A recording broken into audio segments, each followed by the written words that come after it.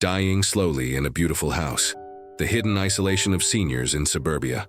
There's a house somewhere on a quiet street. The lawn is trimmed. The mailbox is upright.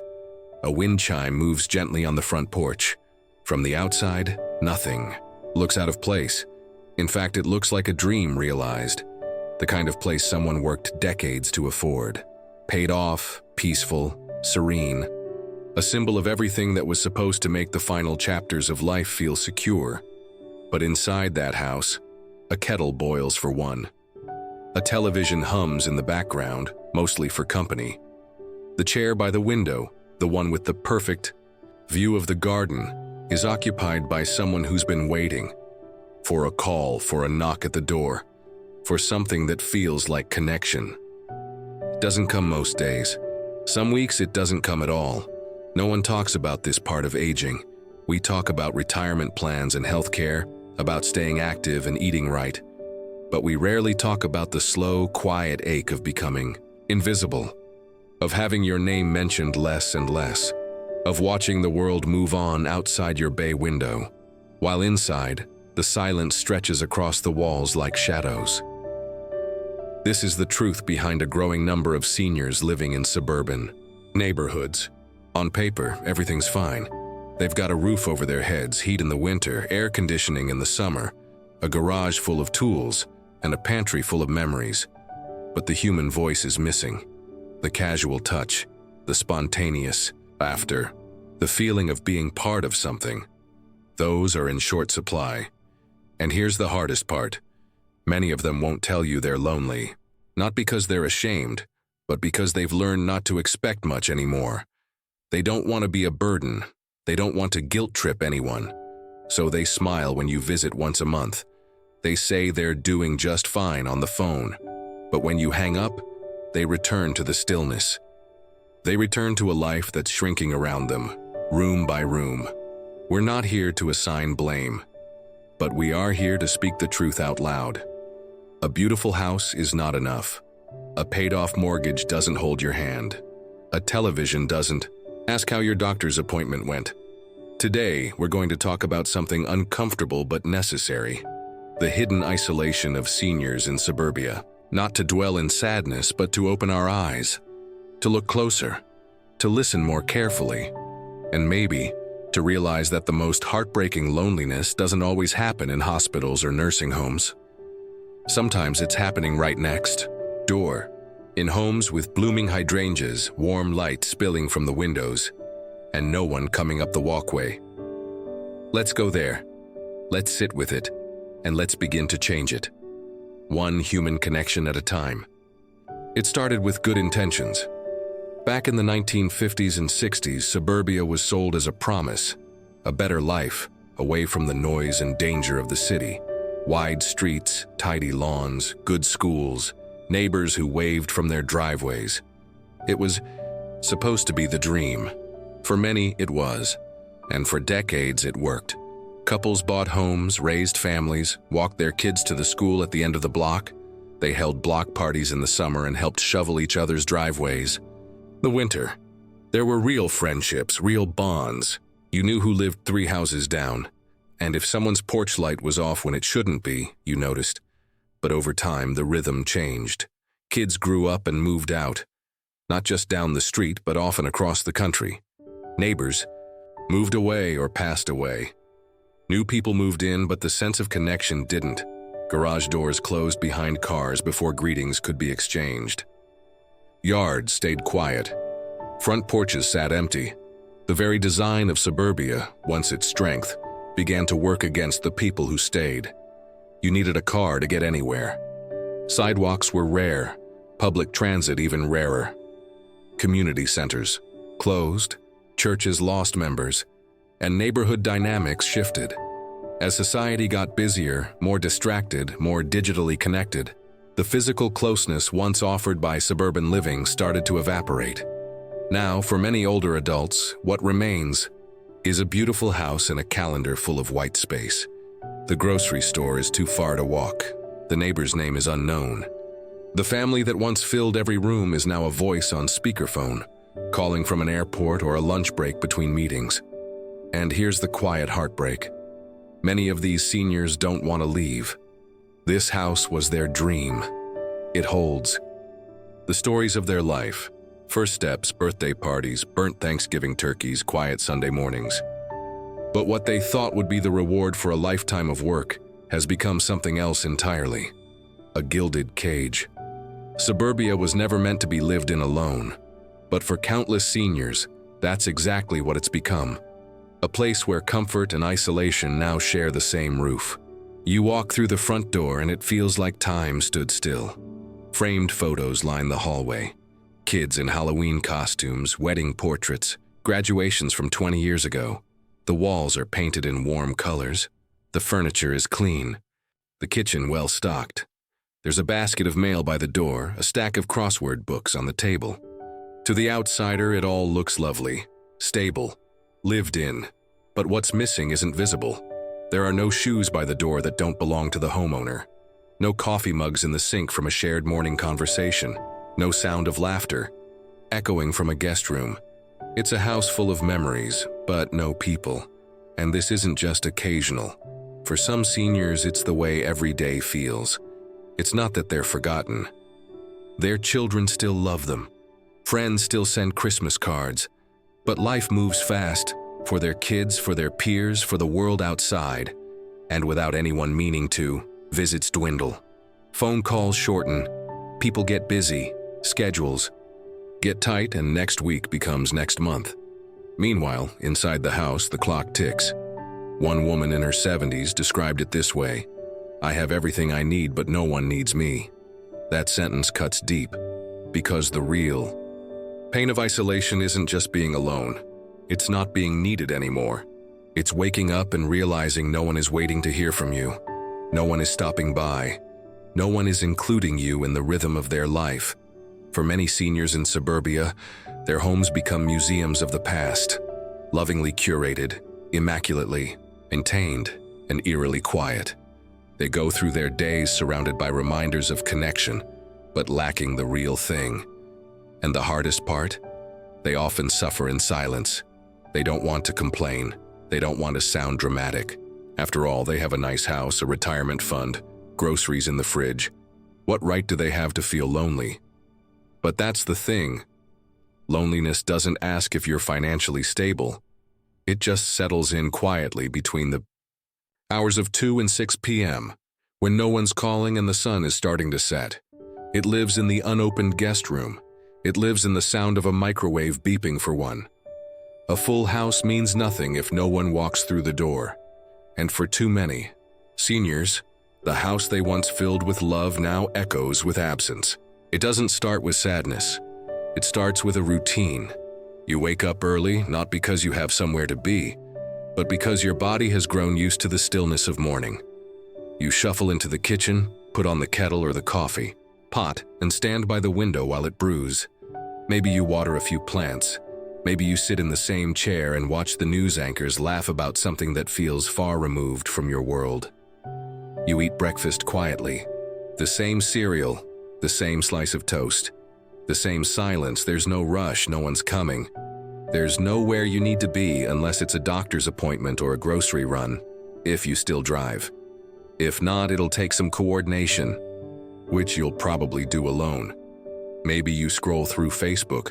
Maybe you read a few pages of a novel, but find yourself rereading the same paragraph because your thoughts drift. You check your phone again, just in case you missed a call. Still just at 18% battery. Still no missed messages. Lunch is the same. Maybe soup, maybe a sandwich, maybe leftovers from 2 nights ago, reheated in the microwave while the radio hums in the background. You eat over the sink, or in front, the TV, or at the table with one plate, one glass, one napkin. The hours blur. You nap even if you didn't mean to. You fold a load of towels. You sit in your recliner and look at the calendar on the fridge. It's mostly blank, and it's not terrible. That's the strange part. It's not pain. It's not despair. It's just nothing. A soft, quiet emptiness that settles like dust. You get used to it. You stop noticing that no one's knocked in a while. You stop reaching out because people are busy. You stop expecting because it hurts less than hoping. And just like that, Isolation becomes the new normal. This is the danger of the silent routine. Not that it's full of suffering, but that it's so quietly bearable, that it hides its toll under a blanket of sameness, that a person can go weeks, even months, without meaningful interaction and still appear fine to the outside world. Loneliness doesn't always look like tears. Sometimes it looks like a full pantry in a quiet hallway. Sometimes it looks like someone who used to be full of stories but now answers with "not much" when you ask how they're doing. It sneaks in slowly. It doesn't knock. And by the time it's settled in, most people have forgotten what connection used to feel like. There's a phrase that keeps coming up when you talk to seniors who live alone in the suburbs.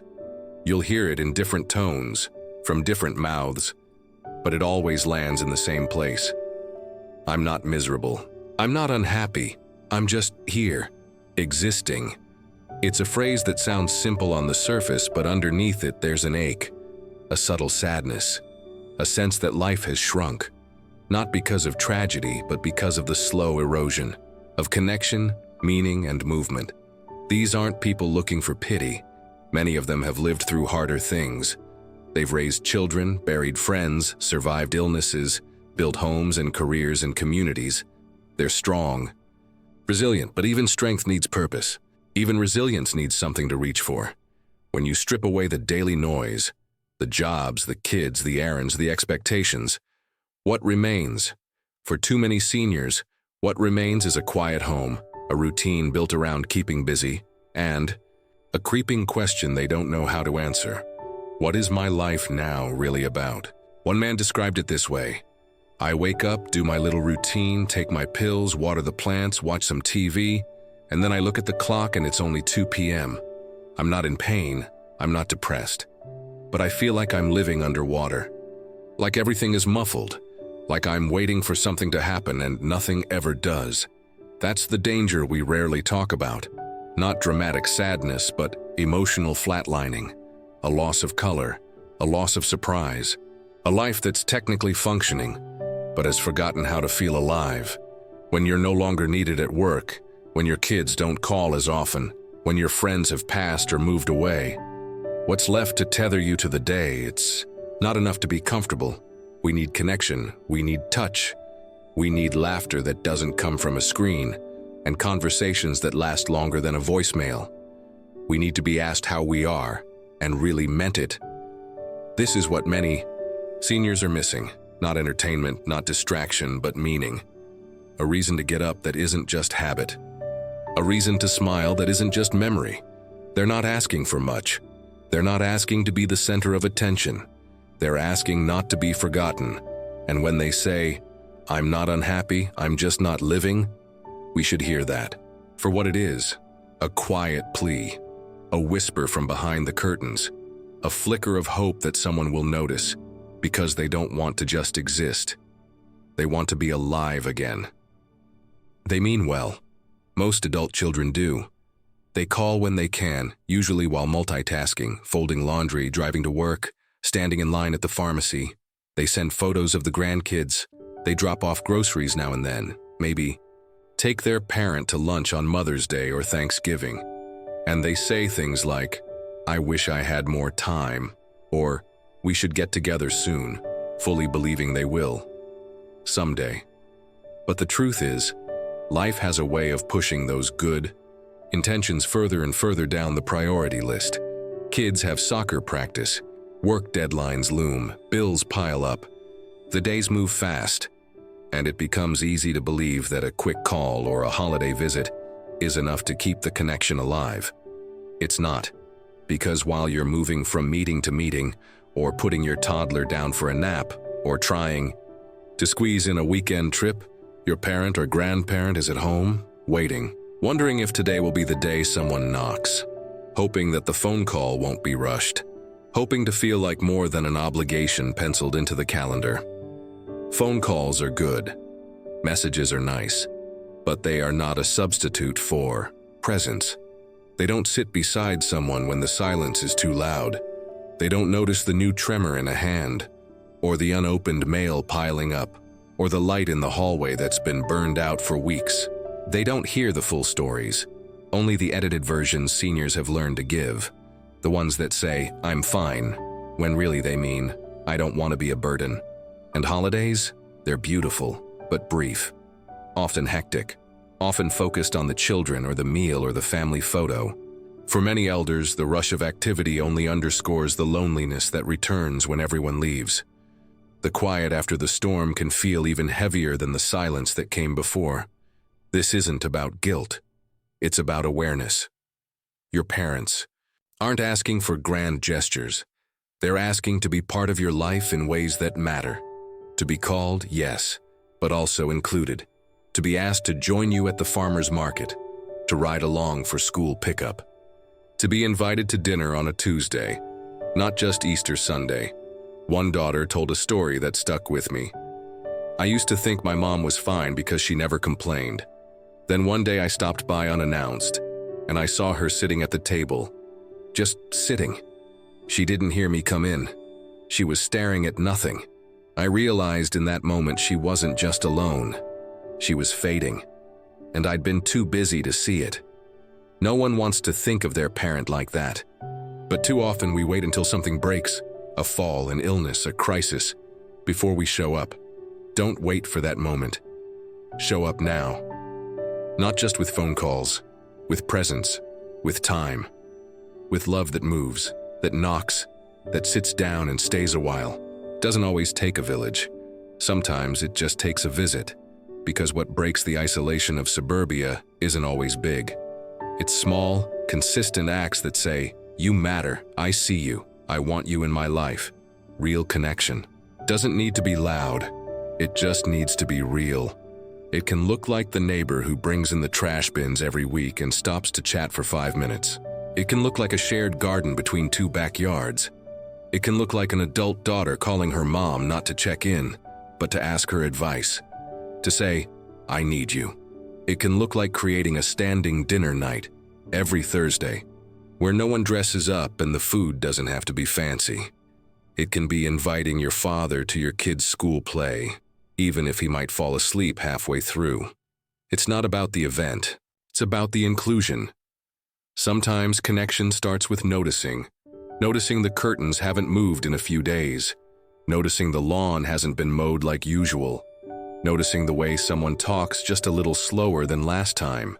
These are the small signs of someone slipping into solitude, and they're easy to miss if you're not looking. And if you're the senior reading this, yes, it can feel awkward to ask for more. But here's the truth. Asking is not weakness. Asking is how you stay tethered to the world. One man in his 80s shared that he began inviting his neighbor's teenage son over to help him with the computer. They'd spend an hour together each week, half tech lesson, half life talk. Over time, that boy became like a grandson. All it took was one question. Could you help me? Connection grows in the soil of invitation, from both sides. Communities are starting to learn this too. In some neighborhoods, seniors are organizing walking groups, book swaps, and porch visits. One cul-de-sac set up lawn chairs every Friday at 5 p.m. And now it's become a tradition. Whoever can show up, shows up. No pressure, just presence. Because here's the thing. People don't need perfect words or perfect timing. They need someone who shows up, someone who listens, someone who helps break the illusion that everything is okay just because the house is clean and the fridge is full. Real connection is simple, it's repeatable, and most of all, it's healing. It reminds people that they aren't forgotten, that they're still woven into the fabric of something larger than themselves. And once that happens, the cage begins to break. The house becomes a home again, and the silence finally has company. Suburbia wasn't built with aging in mind. It was built for young families, for kids on bicycles, dads mowing lawns, moms carpooling to school. The roads are long, the houses are spaced far apart, and the community centers, if they still exist, are often forgotten. The model worked for a while, but now, for the generation that built those homes, it no longer fits. The good news? We can redesign it. We don't have to bulldoze or rebuild. We just have to rethink. Rethink what community means. Rethink how we include our elders. Rethink how we define a neighborhood, not by fences and driveways, but by relationships. Imagine this, a block where every family checks in on the senior who lives alone across the street, not in a nosy way, but in a "we're glad you're here" way. A weekly walking group that meets at the corner bench. A shared mailbox area where conversations naturally bloom. A book club that rotates homes, always saving a seat for the quietest voice in the group. Picture neighborhoods with front porches again, places where people sit not just to relax but to be seen. Add a few benches along the sidewalk, a community bulletin board, a little lending library box. These things don't cost much, but they give people something that's priceless: permission to engage. And what if local governments took the lead? Zoning for mixed-age housing developments, funding for mobile wellness vans, public spaces designed not just for kids but for elders who want to walk, sit, and socialize safely. Technology can help too, not to replace real connection, but to support it. Simple devices with large buttons and clear screens that let grandma join a weekly video chat with her quilting group. Apps that help adult children schedule check-ins and share updates as a family. Smart systems that notify a neighbor when the lights haven't been turned on in 48 hours. Redesigning Suburbia isn't just about structure. It's about mindset. It's about creating a culture where we stop viewing aging as a problem to be solved and start seeing it as a season to be honored, where the goal isn't just to let people age in place, but to help them age in community, because no one should feel forgotten in a place they helped build. The tools are already here. The people are already here. What's needed now is intention. Suburbia can become a place of vibrant belonging again, not just for kids and commuters, but for those who carry decades of wisdom, memory, and grace. All it takes is for someone, anyone, to knock on a door and say, "We're glad you're still here." We don't talk enough about how it feels to fade, to go from being the center of a family to the edge of its schedule, to feel like a name people still know, but not a voice they call, to sit in a home filled with the echoes of life and wonder if you've somehow outlived your usefulness. But here's what I need you to know. If you're that person, you were never meant to disappear. Not behind curtains, not inside routines, not in a neighborhood that used to buzz with footsteps and now only hears birdsong. You are not invisible. You are not finished. You are not just the house you keep clean or the memories you hold quietly. You are still here, breathing, feeling, loving us, and that matters. If you're watching this and feeling seen, don't let that go. Let it settle. Let it remind you that your presence in this world is still needed, not just tolerated, but needed. Your stories, your hands, your smile, your truth. And if you're someone with a parent or a neighbor or a friend who's aging alone, I ask you this. Don't wait until they're gone to realize they were lonely. Don't assume that silence means contentment. Don't believe that comfort means connection. Don't let a beautiful house become a quiet place to fade away. Instead, knock, sit, call, stay.